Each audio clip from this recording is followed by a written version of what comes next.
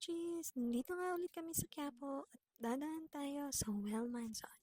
Dito sa Wellmanson, bida ng accessories, gift items. Dito lang yan sa tapat mismo ng simbahan ng Quiapo, diretso ka lang ng lakad, makikita mo na tong Wellmanson na ito.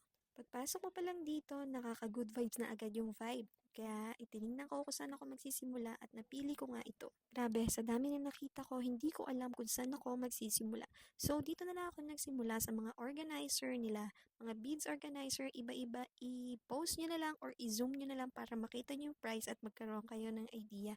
Bukod dito sa mga organizer, meron ding mga box para sa mga accessories na pwede pang regalo at pwedeng mga pang giveaway. Sobrang dami talagang pamimilian dito as in dapat kumalma ka. Kumalma ka, ikalma mo yung bulsa mo, mag-focus ka lang kung anong kailangan mo. So ito, naghanap ako ng malaking organizer para naman sa personal use ko ng mga beads sa akin paggawa.